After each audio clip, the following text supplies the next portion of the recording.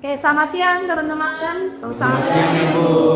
Pada hari ini kita akan membahas topik terakhir dari mata kuliah pengelolaan logistik event. Ya, seperti yang sudah teman-teman ketahui, kemarin teman-teman sudah mengerjakan juga bertugas itu. Tugas yang terakhir itu pasti tentang database, di mana teman-teman diminta untuk mencari data supplier. Nah, untuk apakah data supplier itu, teman-teman sudah dibahas di materi yang kemarin. Di minggu lalu kita sudah membahas bagaimana database dari supplier tersebut teman-teman gunakan untuk membuat yang namanya spesifikasi teknis. Clear ya? Pada hari ini kita akan membahas bagaimana proses barang-barang yang sudah teman-teman pesan berdasarkan spesifikasi teknis tersebut itu sampai ke tempat atau venue kegiatan, dan bagaimana dia harus didismantle, harus dibongkar, dipasang di tempatnya, lalu nanti setelah selesai dibongkar lagi, dibawa pulang. Jelas ya, teman-teman ya? Nah, ini adalah tujuan dari materi hari ini. Materi hari ini mahasiswa diharapkan mampu menjelaskan kembali. Bagaimana cara teman-teman nanti menjelaskan kembali? Ada tugasnya. Itu kenapa teman-teman diminta untuk bisa membuat rencana atau kegiatan dari on-site operation. Jelas ya? Apa saja sih yang mempengaruhi event operation? Yang pertama adalah complexity. Semakin kompleks eventnya, maka event ini juga membutuhkan perencanaan operasional yang luar biasa rigid. Nggak bisa cuma satu, udahlah gimana nanti aja, nggak bisa. Ini harus ada perencanaannya luar biasa dan detail. Lalu yang kedua adalah magnitude and scope of the event. Semakin besar scope eventnya, semakin lama juga persiapannya, prosesnya juga semakin lama. Teman-teman, minggu ini sudah dimulai Jakarta Fair. Kalau liburan dekat-dekat sini atau memang orang Jakarta, usahakan datang ke Jakarta Fair sepadat apapun di situ. Karena di Jakarta Fair ini space-nya luas sekali, termasuk mega event. Walaupun kalau standar internasional belum mega event, tapi dia cukup luas dan ada banyak booth-booth yang menarik untuk teman-teman lihat. Ada yang special booth, yang tingkat 2. Terakhir kemarin saya ngintip teman-teman dari alumni itu bangun tingkat 3 malah booth-nya, jadi tolong dicek aja di lapangan. Ada yang booth yang memang biasa saja, yang memang standar. Nah, ini tentu saja akan berpengaruh terhadap magnitude and scope of the event ini. Bayangkan bahwa Jakarta Fair segitu luas berapa hektar, itu pelaksanaan event operationnya untuk logistik tentu saja tidak cukup untuk 1 hari 2 hari saja. Itu bisa 1 minggu, bahkan bisa sampai 2 minggu 1 bulan. Yang namanya the magnitude and scope of the event itu akan sangat berpengaruh pada event operations. Lalu sensitivity to cultural norms and tradition of the country and locations. Ini harus diperhatikan. Kenapa? Karena ada beberapa culture yang memang misalkan teman-teman tidak diperbolehkan untuk bekerja di hari apa saja. Kalau teman-teman mengadakan pameran di Bali, ya H-1, H-2-nya itu adalah pas nyepi, itu tidak boleh ada kegiatan sama sekali. Jadi teman-teman tuh harus memperhatikan juga norma-normanya yang boleh dan tidak boleh. Ada yang melarang untuk kalau malam tidak boleh, teman-teman, tidak boleh bekerja karena mengganggu lingkungan sekitar. Nah, itu juga nanti akan berpengaruh. Yang terakhir atau yang mempengaruhi adalah law and regulations. Ini ada law and regulations-nya, seperti misalkan kalau teman-teman bangun booth atau bangun panggung di mall, itu teman-teman tidak boleh untuk membangun pada saat jam operasional mall. Jadinya harus nunggu dulu mallnya tutup sama sudah selesai setelah mallnya mau buka. Pengalaman saya sih jam 11 malam baru mulai, berhenti itu di jam 7, jam 8 harus sudah clear up area. Ya, dan kalau misalkan membangun stage atau membangun booth-nya ini butuh lebih dari 1 malam, waktunya tidak cukup, maka harus kita tutup. Ada partisinya khusus. Tidak boleh begitu saja gitu, dibiarin begitu aja terbuka begitu saja. Kenapa? Takut merusak estetika mallnya. Kedua, takut membahayakan kepada pengunjungnya. Karena ada pengunjung yang iseng-iseng naik-naik dan sebagainya, ternyata roboh, kan menjadi tanggung jawab dari manajemen mall. Saya lanjut dulu, baru nanti ada pertanyaannya ya. Nah, kalau event on-site operations-nya ini terdiri dari 4 step ada 5 step ya teman-teman. Event ingress ini adalah proses di mana teman-teman barangnya datang, diturunkan di satu tempat. Biasanya kalau di dalam venue yang memang sudah proper, memang peruntukannya jelas untuk pameran, biasanya itu akan ditaruhnya di loading dock namanya. Areanya namanya loading dock. Tapi apabila tidak ada loading dock, maka akan ada tempat yang memang di-assign khusus di barang-barang begitu nyampe ditaruh di situ. Nah, di sini juga teman-teman harus perhatikan aksesibilitasnya, di mana pada saat event ingress ini yang bisa masuk ukuran truknya itu sampai segimana, ukuran kendaraannya bisa sampai mana. Jangan sampai nanti datang truknya besar ternyata aksesibilitasnya tidak memadai.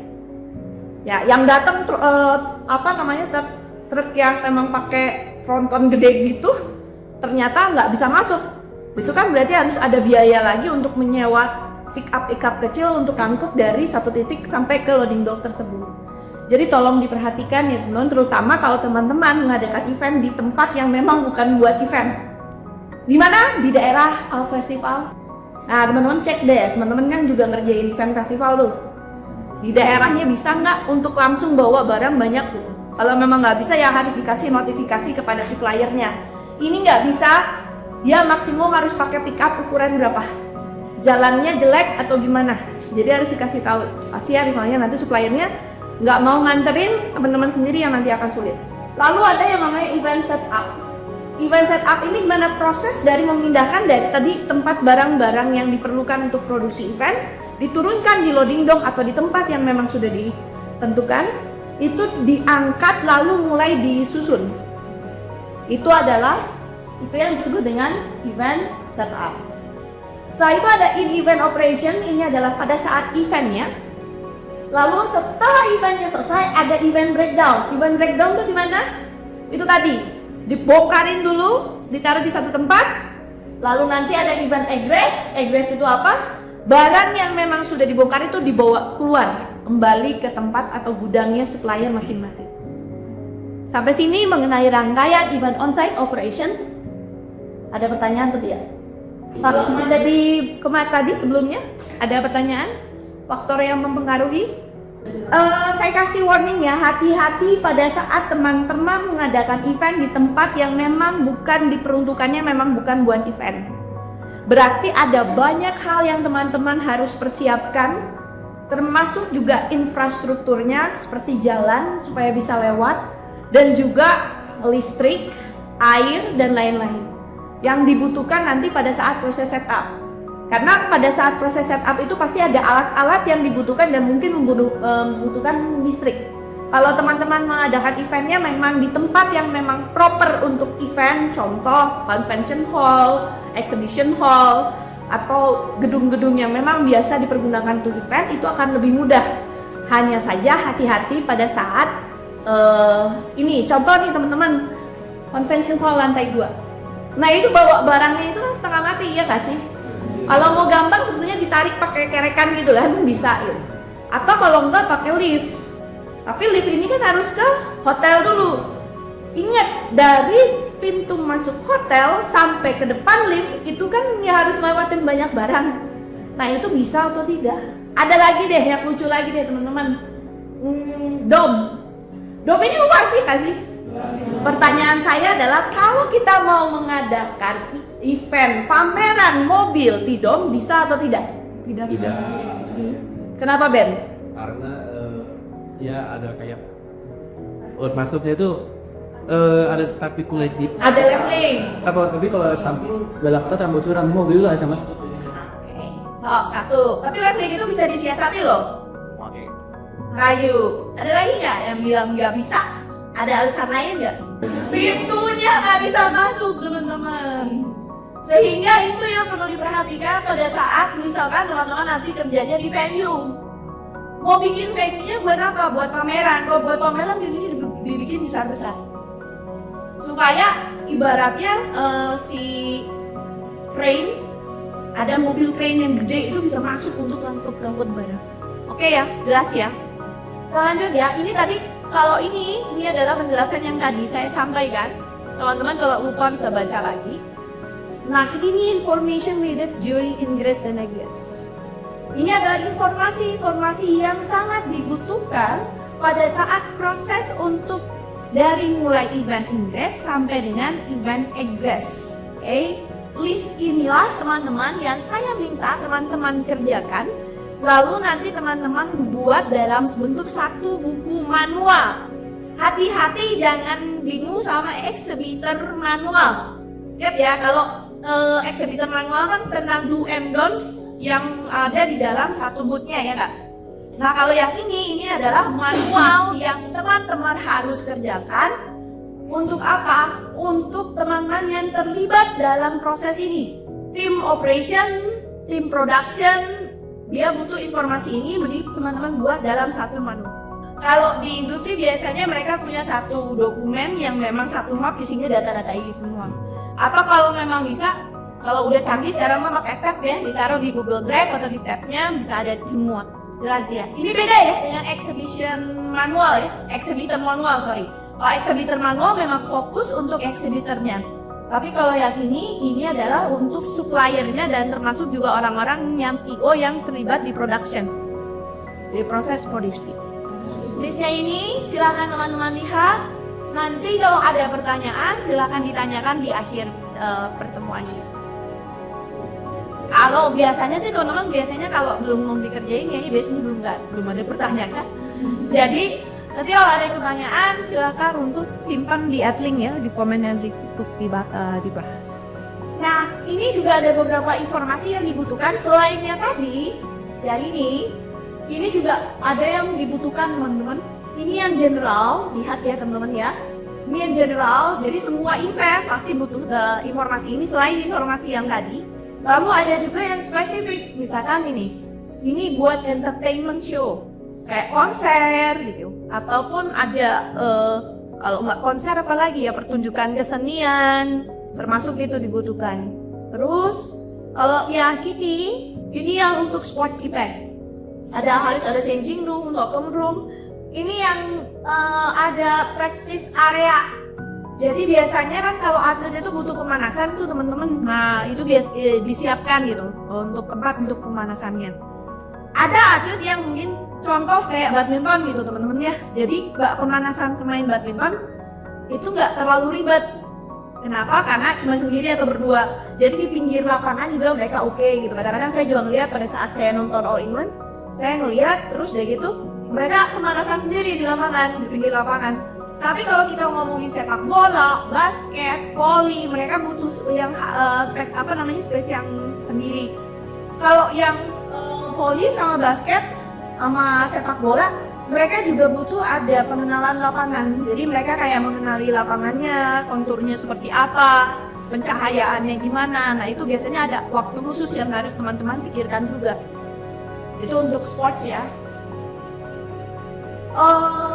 Pada saat teman-teman sudah mendapatkan data itu semua, ini adalah hal-hal yang teman-teman harus sekali lakukan pada saat proses logistik ini berlangsung.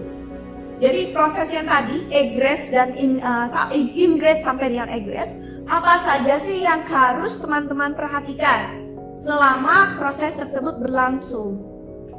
Ini yang pertama adalah timing teman-teman.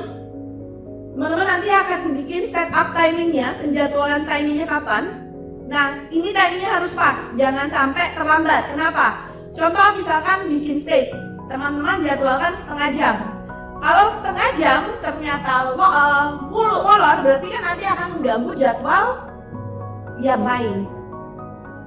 Jadi teman-teman harus cek timingnya itu pas atau tidak.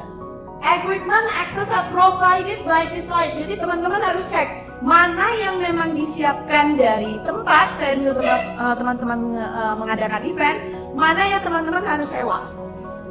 Kadang-kadang beberapa venue sudah menyediakan panggung-panggung kecil ya.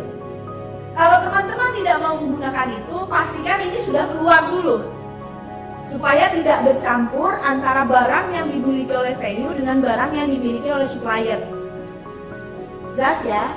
Terus schedule conflict among supplier, site, or venue staff. Nah ini Jangan sampai konflik dalam artian gini, kamu menjadwalkan menjadwalkan contoh yang masuk panggung duluan, tapi ternyata panggungnya nggak bisa di jam segitu. Teman-teman mau masukin yang mana duluan? Nggak bisa, teman-teman, panggungnya itu nomor 1. Lighting bisa masuk nggak bisa, karena riggingnya harus ada dulu baru bisa masang lighting. Sound bisa nggak bisa, karena harus ada riggingnya dulu baru bisa pasang sound system.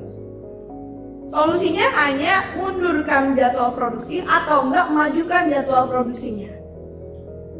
Jangan sampai kalau mundur nanti resikonya tidak tercapai waktu deadline-nya. Kalau maju berarti harus ada jeda waktu antara panggung terpasang, diam dulu baru lighting dan lain-lainnya masuk. Oke ya teman-teman ya, itu implikasinya terhadap apa? Sewa venue. Oke, yang lain ini ada contractual requirement. Hati-hati teman-teman, jangan ketipu. Di pertemuan-pertemuan sebelumnya kita sudah membahas bagaimana menilai kualitas dari masing-masing barang yang kita pesan, lighting yang bagus gimana, sound system yang bagus gimana. Nah, jadi teman-teman pastikan bahwa yang teman-teman yang datang itu barang-barangnya sesuai dengan spesifikasi teknis yang teman-teman kerja dimintakan kepada masing-masing supplier. Jelas? Safety. Ini penting tapi sering dilupakan karena saya percaya bahwa orang Indonesia ini nyawanya kayaknya lebih dari 1, teman-teman. Jadi kalau soal safety teman-teman boleh lihat, nanti ada video, saya akan tayangkan video bagaimana kalau orang di luar negeri itu bekerja dan nanti teman-teman yang turun event nih di CE atau di event lainnya, teman-teman lihat, oh wisuda nih yang terdekat nanti terlibat. Kalau nggak terlibat, sempatkan untuk intip pada saat proses setup venue-nya. Teman-teman bisa lihat perbedaannya di mana. Potensial risk, hati-hati mana yang kira-kira potensial untuk ada resiko-resiko. Nah ini yang harus disiasati atau gimana caranya supaya tidak ada resiko. Lalu continuous liaison with the client and venue. Jadi harus ada orang IO yang standby selalu. Kalau nanti klien tiba-tiba datang ngecek, orang sponsor datang ngecek, atau ada masalah dengan orang supplier, harus ada orang duanya yang duduk berdiri standby. Nggak berdiri terus sih, duduk boleh juga sih. Tapi harus ada yang standby untuk mengawasi. Oke, jelas ya. Ini production timeline teman-teman, contohnya yang diminta terbuat. Event besar, mega event biasanya diselenggarakan itu persiapannya 14 bulan sebelum. Ya, jadi semakin kompleks, semakin besar eventnya, maka dia akan lebih panjang proses persiapannya. Ini production timeline-nya. Ini production schedule. Nah, kalau ini udah production schedule-nya adalah teman-teman membuat jadwal untuk setup di venue. Siapa masuk duluan, jam berapa sampai jam berapa, kontaknya tuh siapa. Jadi kalau misalkan ternyata tadi kan ada salah satu supervisornya kerjaannya adalah memonitor. Pekerjaannya memonitor. Nah teman-teman pada saat memonitor kalau ada masalah, teman-teman harus kontak siapa PIC-nya. Kok ini belum datang-datang? Teman-teman bisa kok. Deadline-nya kira-kira kapan? Saya biasanya menyiasati teman-teman, di sini kan ada ini kan ada end, start end, ada deadline. Windows kalau ada end ada deadline. Iya, biasanya saya kasih tenggang waktu di sini. Karena sudah hafal di Indonesia ini agak suka ngarek. Bilang 3 jam selesai, 3 jam. Ternyata 4 jam kemudian belum selesai juga. Nah, biasanya saya rancang di sini. Deadline dari sini ke sini durasinya berapa ini tergantung dengan siapa supplier mana kamu bekerja, tergantung dengan sekompleks apa pekerjaannya. Lalu ada lagi production checklist. Ini kalau untuk internal, karena yang namanya produk logistik ini kan tidak cuman masalah keselengkapan venue, tapi juga hal-hal yang berkaitan dengan pemasaran. Contoh, pencetakan baliho, pencetakan spanduk, pencetakan brosur. Nah ini juga ada teman-teman.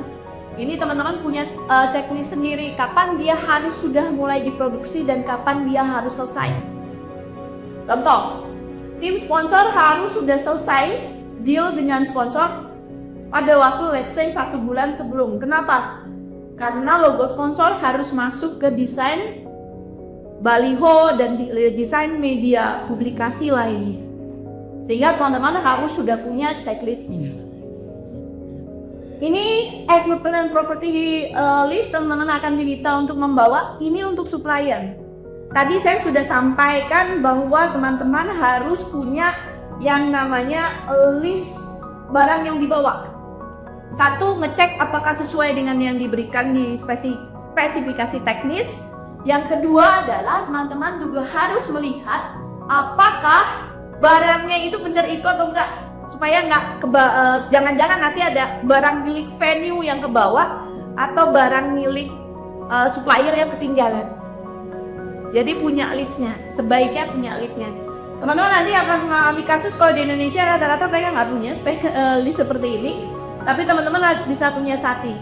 Kalau tidak cukup waktunya, difoto saja teman-teman, difoto terus nanti teman-teman yang nge-list. Cara cepatnya sebetulnya difoto terus di-list. Setelah itu kalau misalkan ini bukti, oh sebelum masuk jangan lupa foto ruangan dalam kondisi kosong ya, supaya teman-teman tidak kena klaim dari penyewa venue kalau ada masalah apa-apa. Contoh harus menggantiin rumput sepak bola gitu.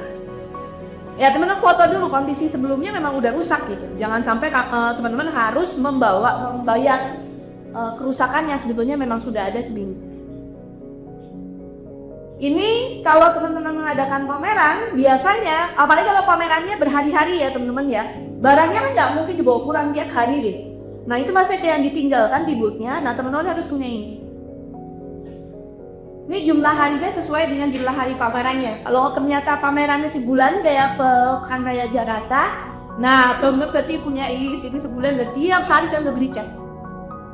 Pada saat mau meninggalkan ada LO yang staff ya, LO booth yang memang diassign khusus untuk ngecek barang-barang dengan staffnya, barangnya ada apa saja. Oke, paginya pada saat mereka masuk dicek lagi semuanya masih di tempatnya atau tidak. Ini untuk menghindari klaim dari eksibitor kalau barangnya ada yang hilang selama ditinggal semalam. Nah, teman-teman perhatikan di sini. Ini prosesnya lihat nih, day berapa biar teman-teman bisa tahu. Kalau yang profesional, mereka peralatannya juga sudah profesional. Ini sistem ini yang disebut dengan proses marking ya teman-teman ya, menandai di mana stage harus berdirikan. Gambar ini tentu saja dari dari supplier. Supplier ini juga punya orang yang memang ahli sudah terkait dengan konstruksi. Seperti yang bisa teman-teman lihat di sini, untuk bisa menanam beban yang berat karena nanti stage-nya berat, maka diberi yang namanya ganjal di bawah jadi basementnya supaya tidak ambruk. Ini udah profesional banget berarti. Pakai alat-alat berat juga teman, dia pakai frame itu yang tadi gua kakak. Ada juga yang namanya sih yang forklift juga ada. Lihat safety-nya, nggak pakai baju sih tapi mereka pakai ini. Panas ya, panas. Pada saat setup teman-teman mungkin pernah ke GCC, pernah ke ICE, itu kan dingin ya. Iya, karena AC-nya dinyalain. Tapi pada saat setup, biasanya AC-nya nggak dinyalain supaya sewa jadinya lebih murah.